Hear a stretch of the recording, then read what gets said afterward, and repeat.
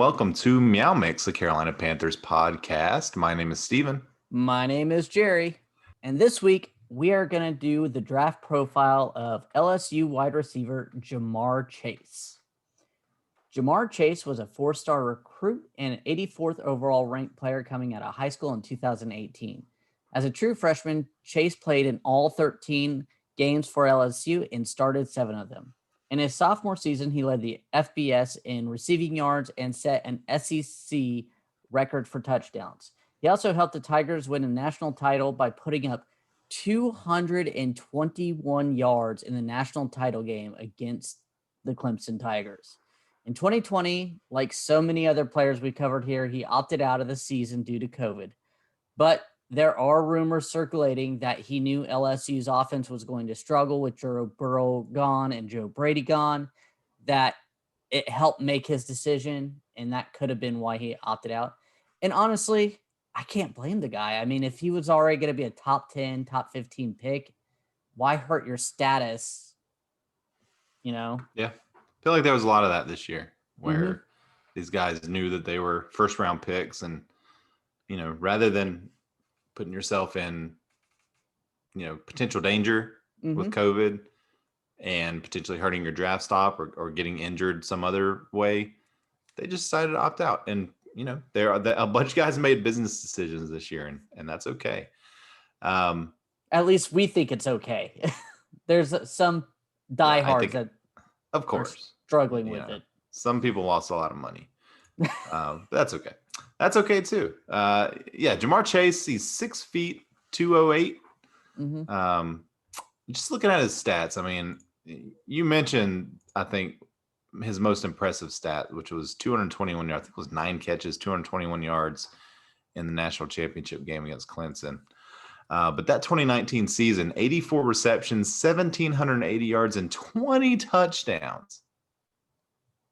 20 touchdowns. That is ridiculous. Yeah, his SEC record was actually broken this year by Devontae Smith, someone who we already talked about. Yeah, there you go.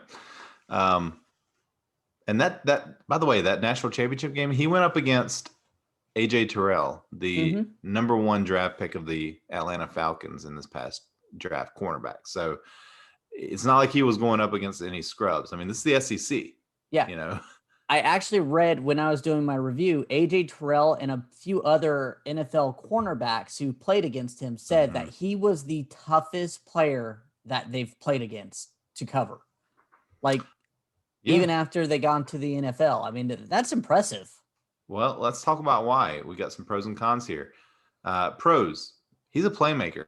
And he's not just a playmaker because he's got, a great route runner, or he's fast, or he can, as athletic. He's all those things. And he's improvisational. Like if a play breaks down, he knows what to do. He knows how to get open for his quarterback. Just ask Joe Burrow. I mean, Joe Burrow probably became the number 1 pick because of Jamar Chase. I mean, let's be honest. Elusive in the open field. He's got good hands. He's a great route runner, as I just said. Still some room to improve there, but I mean, he's young. He high points the ball. He, 6 feet, but he plays taller. He's extremely explosive off the line. Smart receiver who finds the soft spot in zones. I mean, how important is that? Honestly, I mean, any great receiver does that. As we said, he excelled against elite competition. The SEC, you're going up against these guys. I mean, I was watching some tape earlier. He was 3 or 4 guys that were drafted in the first or second round of this past NFL draft that he went out and destroyed. Absolutely. And that's with, I think he had, was it Justin Jefferson was on his Justin team? Jefferson. Yeah. And who was, a top pick. It looked like Vikings and looked amazing this year. Absolutely. For the Vikings. So, yeah. So every time we have to do cons, he's not very tall. He's 6 foot. He's very similar to DJ Moore, his size. Yeah. Which we know that doesn't really matter that much. But you don't have to be a skyscraper anymore. Yeah. Right. He needs to work better on getting off hard jams at the line. Now he did struggle with that a little bit, but you also with him, if you do a hard jam, you have to keep a safety off top because if he breaks it, that's 7. Yep. Only played 2 years in college, sat out 2020, limited film, and he did start 7 games, but his stats weren't there. Again, LSU has struggled offensively most years anyways. Mm-hmm. So that 1 year with Joe Burrow had a great quarterback. He lit it up. So yeah, I mean, and receivers, I feel like that's okay. Like, you only have one great year of tape on him, but it's such a great year. He showed everything that I think you would need to see. I also saw that he has a little bit of, I don't want to say he struggles as a run blocker, but he doesn't put in a ton of effort is what I saw. So, which that can be coached up. That could be coached up. Yeah. And they said when he did show some effort, he was fine. He was a fine run blocker. So, that's something in the NFL. I think that would be coached up. But honestly, like if those are the only cons, then this guy should easily be the number 1 wide receiver taken, in my opinion. Yeah. I agree. I see him and Devontae Smith doing a lot of similar things. Mm-hmm. But Devontae Smith is also 175 pounds at the same height. Yeah. I was going to say they're similar sizes, but Jamar Chase he's like so physical. He's so much more of a physical player. Yeah. I agree. And you also worry that 175 pounds can get you injured. Oh, yeah. I mean, I hate saying it like that. You don't want anybody to get injured, but eek. Yeah. We both really like Devontae Smith, but Jamar Chase, to me, he could be one of these. Like, I think there's 2 definitely, generational type players in this draft, but Jamar Chase could be the 3rd. He could be that at the wide receiver spot. He really could be. Yeah. I've also recently seen a lot of people like bump Jalen Waddle up as well. Yeah. I've seen that some, and I've seen where he's the 3rd guy too. So I don't know. I'm not sold on Jalen Waddle like I am Devontae Smith and Jamar Chase. Yeah. I don't know. I know I kind of went off topic there with we didn't talk about Jalen Waddle. And honestly, we saved the wide receivers for the very last anyway, because we both assumed that the Panthers aren't going to take one at 8. Mm-hmm. I mean, this is kind of a flyer, on one of them. Yeah. But I guess it could be Jalen Waddle. I've seen some where he does go first out of all 3 of them. So, all right, let's talk about for the final time here, our standard questions for these draft profiles. Does this player fit the current roster? Yes. Of course he does. And I think Joe Brady coaching him in college could also very much benefit him and Joe Brady. Yeah. I mean, as we've talked about, we'll talk about this in a minute. Will this player fall to the Panthers at 8? I doubt it. I doubt it too. I think he's going Cincinnati. I've heard Joe Burrow is petitioning the Bengals to draft him. I mean, there is a scenario where he does fall to the Panthers. If you say all 4 quarterbacks, actually you say 5 quarterbacks could go in the, before the Panthers pick at 8. Kyle Pitts. Penei Sewell and Kyle Pitts. I mean, and there you go. The Jamar Chase would be there. So, or Devontae Smith goes before him. Smith. I mean, yeah. So there is a scenario, but I would say the chances are low. Would you be excited to draft this player? Yes, absolutely. I'd be very excited. Yeah. I would love to see this offense run with Robbie Anderson, DJ Moore, and Jamar Chase out there. Oh, that would be scary for a secondary. Yeah. And as we've talked about, DJ Moore and Robbie Anderson are both up for contracts next season. And I actually want to apologize. I've been harping on that. Yeah. DJ Moore has a 5th-year option next year. Oh, does he? Okay. Well, so I've been saying that, but I was looking into it. He has that 5th-year option because he was in the same draft as Sam Darnold, and it's $11 million. So I think that's an easy pickup, if not extending him first. Yeah, well, that makes me feel a little better. But Robbie Anderson definitely is gone. Well, not gone, well, he could be gone. And we saw what happened with Curtis Samuel. Mm-hmm. You know, we hoped that the Panthers would be able to continue on with him, but they weren't. So where does this player, Jamar Chase, fall on the MeowMix big board? And I'm going to run through these players for the last effing time. Well, I think we're going to have to do some cleanup on the big board too. That's fine. Let me, yeah. All right. Let me read through what we've got so far. Number 1, Penei Sewell. Number 2, Justin Fields. Number 3, Zach Wilson. Number 4, Trey Lance. Number 5, Caleb Farley. Number 6, Patrick Surtain. Number 7, Rashawn Slater. Number 8, Kyle Pitts. We disagree on that. Number 9, Devontae Smith. Number 10, Mac Jones. Number 11, Micah Parsons. So what do you want to do here? Do you want to completely just redo this entire big board and take out the quarterbacks? Or do you want to slant it towards now, the quarterbacks don't weigh as heavily? I think that's what we need to do. Because like you and I said, that Justin Fields I would still be happy with him being drafted. I would say we could take Zach Wilson off the board now because there's almost a certainty that he doesn't go to us. We could maybe even take Mac Jones off the board. I mean, honestly. All right. Well, let's just go through it. Penei Sewell is still number 1. Still number 1. Still number 1. Let's just go sans quarterbacks here. So is Caleb Farley number 2 for you, or would Jamar Chase hop him? I think Caleb Farley would still be there. Okay.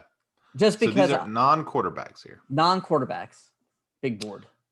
Patrick Surtain, still number 3, or I think for me, Penei Sewell. Yeah, I would still have Surtain ahead of Chase. Me too. Rashawn Slater.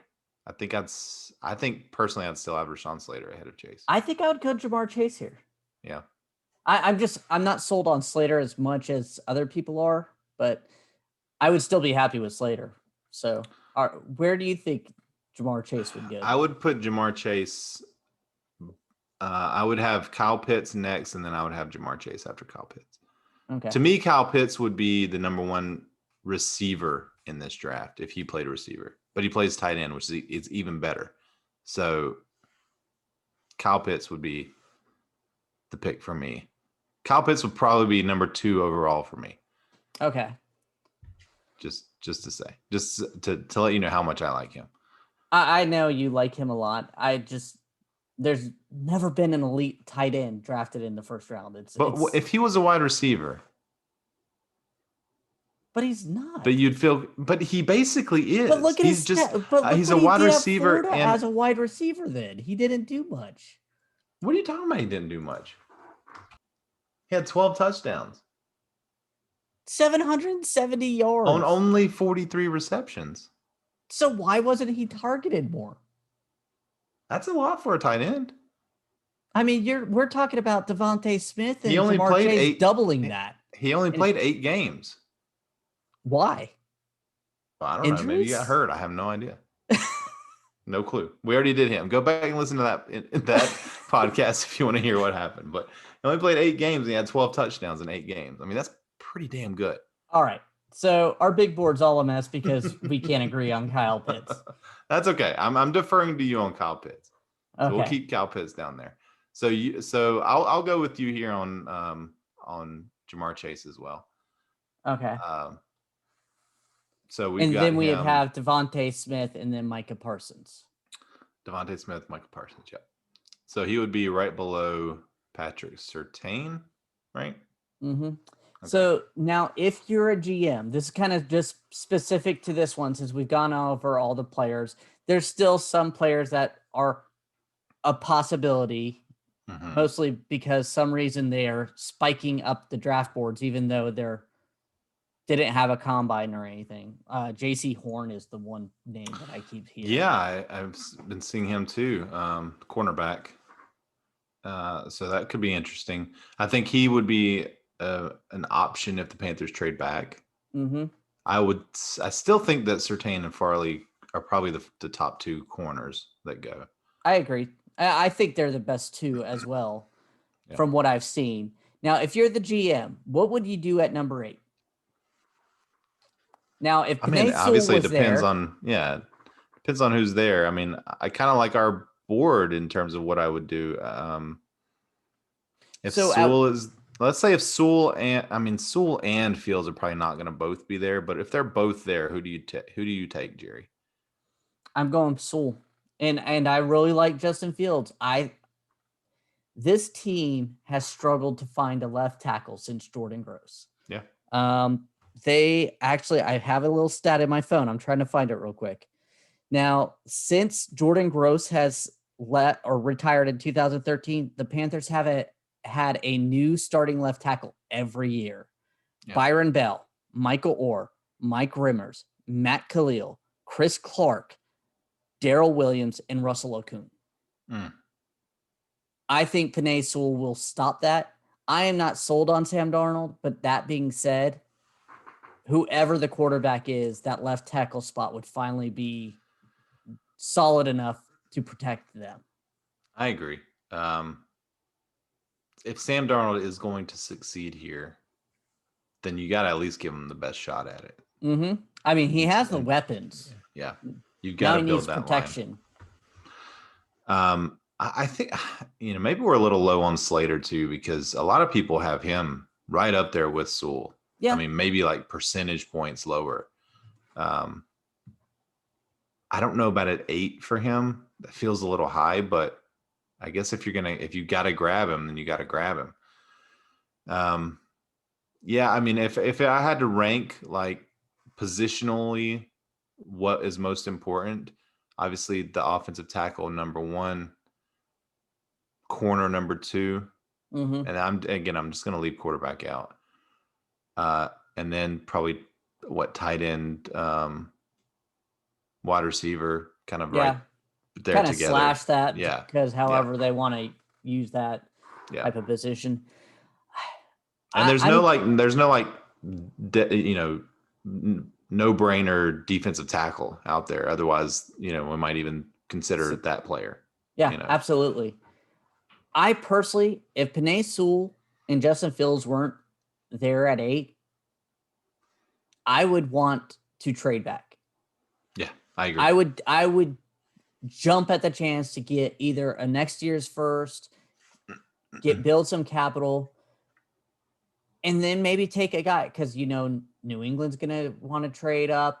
Washington might want to trade up. There's multiple teams that Denver might want to trade up. Yeah. I mean, there might be a team that's in love with Patrick Surtain and want to trade up. As much as I like Patrick Surtain, if we could get a nice Godfather offer or nice bountiful draft selections, drop back to 15, 16, around there. I don't want to drop back to next second round unless you got like next 4 first-round picks or something. But yeah, I think I think the only way the Panthers get that offer is if Fields is there. All right. We want to thank everyone for listening. If you like the show, please let your friends know. Please follow us on Twitter at MeowMix Podcast. If you have any questions or comments, you can email us at mailbag@meowmixpodcast.com. And if you leave us a 5-star review with a comment on Apple Podcasts, we'll read it on our show. Next week, we're going to look at the later round guys, 2nd through 7th. We're going to kind of take a pick. It'll probably be a longer episode just because we have some rounds. Yeah, I think, like I said, we'll highlight a few guys, maybe a couple guys each in each round or something that we like, or something like that. We'll figure it out. But until then, everybody stay safe out there and keep pounding.